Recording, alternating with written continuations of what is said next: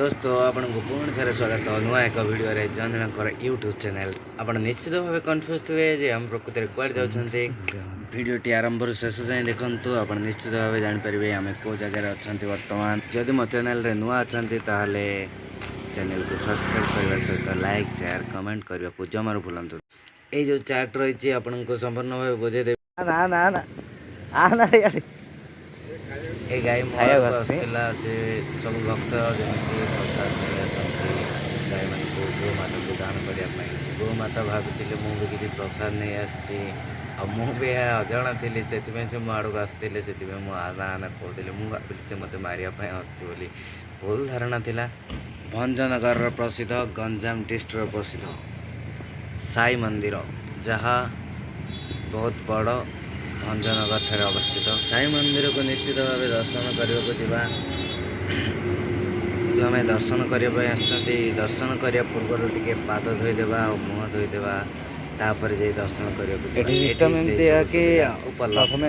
मुझे पाद मुह धोईकी बाहर पुणी जावाई साई मंदिर।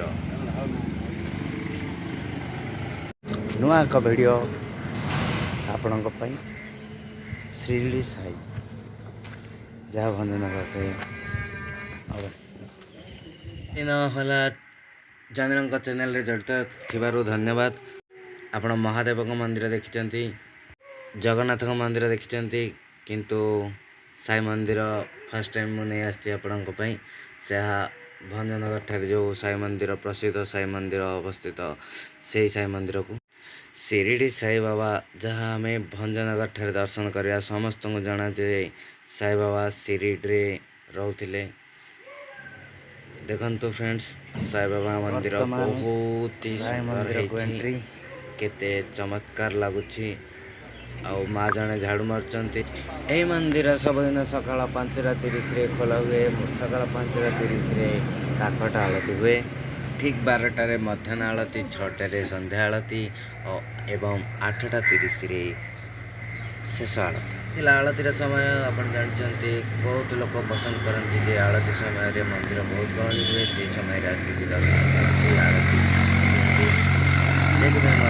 आलतीर संपूर्ण समय कहती मैंने आपंकर प्रिय बंधु ये पहुँचली जिते ठीक 10टा थिला टाइम से मुझे कौन से आलती समय पहुँची पार नी। ठीक अच्छे बंधु मुझे समय कहीदेली आप के आसबार अच्छे ठीक आलती समय देखिए निश्चित भाव आसतु बुलिया सहित आलती भी नियंतु। आपण तो मंदिर देखिले मंदिर चतुर्पार्श्व थिबा पड़िया बा गार्डन देखंतु बगीचा देखंतु बहुत सफा गछ भी बहुत बढ़िया जत्न नौचंती। जो मात्न जत्न नौचंती से मानको माली कहती आप जानती। देखंतु वर्तमान गणेश मंदिर कथार अच्छे बगीचा वृक्षलता फूल पहाड़ बण ये सब जोटी थाए ना सेठी मनटा बहुत शांति रहे। से देखो ये बहुत बहुत बड़ गुआ गछ बगीचा नड़िया गछ और बहुत गछ अच्छी जो गचर कि नाम जानी तो मुझे कही पारनी। बहुत फूल गछ भी अच्छी तो यही भाया गछ जोटी थाए आप शांतिर सहित सेठी भ्रमण करें निश्चित भाव। ये थिला चतुर्पार्श्वर दृश्य चतुर्पार्श्वर संपूर्ण देखो बगीचा गछ परिपूर्ण हो रही। यही समय ये बगीचा बुलवा समय मो मन को गोटे गीत आसला तो मुझे आपन को गीत गायकी भी शुणे दे। बर्तमान आसेच मो धाई तुमको देखिबा पाई आसेच मो धाई तुमको देखिबा पाई देखा दिया मते प्रभु आओ डेरे कर काहे हे साई बाबा तुम दुई चरण तले दिया शरण आशा मोर एतिकी आसबार कारण भावुनी मु आउ किछि मो जीवने तुम लीला सबू ताहा तो मु जाने आउ किछि जानिबाकु मु चाहे नहीं हे साई हे साई मते व्यवहार करंतु। आपण जानी पारथिबे ये किए?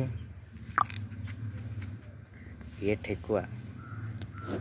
ये काहे के कहते मते व्यवहार करंतु जानचंती?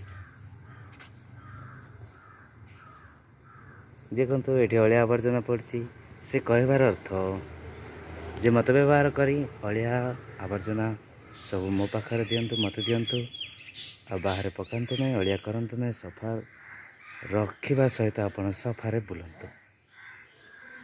बहुत सुंदर कथा ना। ये हनुमान को मंदिर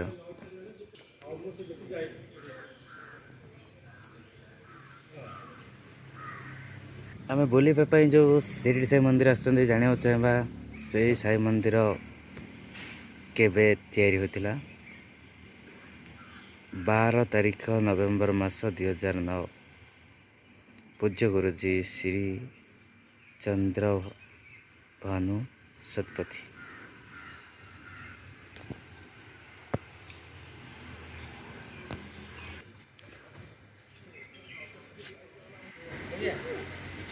एठा को बुलिया बहुत लोक आसंदी। साई मंदिर ये पट दृश्य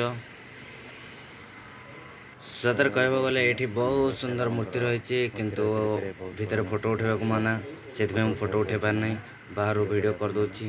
मंदिर नीति नियम विरुद्ध तो जीवा उचित नुह। चलतु देखा आउ कि दृश्य देखु ये दीप जला हुए ये दीप जलाती साई बाबा जो दीप नहीं आसती से दीप जलाती। एठा को बहुत भक्त आसती बुलायापी एमतीक स्कूल ट्यूशन फेयरवेल रे भी बुलिया को आसती। भंजनगर बहुत फेमस। आपण को वीडियो केमिति लागिला लाइक शेयर सब्सक्राइब करके आपण निश्चित भाव जणे।